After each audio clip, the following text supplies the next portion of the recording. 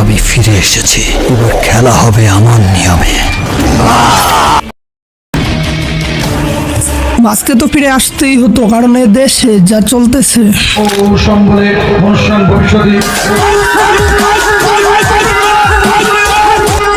ক্ষমতা পাওয়ার লোভে ধর্মকে অধর্ম বানাচ্ছে আর অধর্মকে ধর্ম বানাচ্ছে।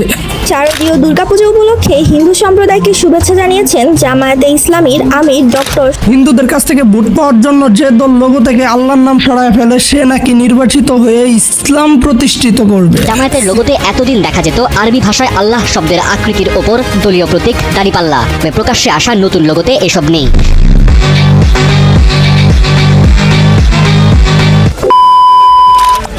যখন কোরআনকে অবমাননা করা হয় তখন দেখি না নড়িপাড়ার কোনো মানুষকে প্রতিবাদ করতে।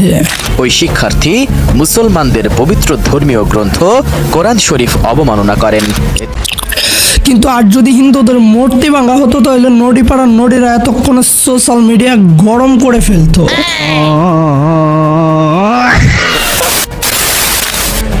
আর আসাদ নূরের মতো নড়ির পুতেরা তো কিছু আছেই। নিয়ে গেছে, তারপরে আপনারা শান্ত হচ্ছেন না। কি করতেছেন আপনারা? এভাবে মেরে মেরে সন্ত্রাস সৃষ্টি করে 1450 বছর ধরে আপনারা টিকে আছেন। ওকে ফাইন, তোর কাছে মুসলিমরা সন্ত্রাসী, তো মুসলিমদের টুপি পাঞ্জাবি পরে আসুস কেন? হিন্দু বেডি গোট ঝেঙ্গা পড়গা। যুদ্ধ কি শুধু মুসলিম ধর্মেই আছে? হিন্দুদের মহাভারত পড়স নাই?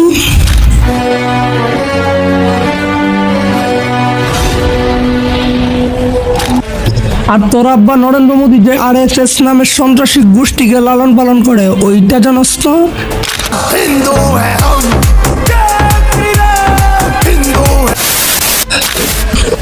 তোদেরকে বুঝায় লাভ নাই, কারণ তোরা গরুর মুতকুদের কাছ থেকে টাকা খাওয়ার সাথে সাথে গরুর মুতও পান করো। বুঝাই আসাদ নোরা তোরা বাইশা থাক চিরখাল, আর গরুর মুতকুদের সাথে খাক গরুর ভাল। হোয়াটসঅ্যাপ বাজান, দিস ইজ মাস খান।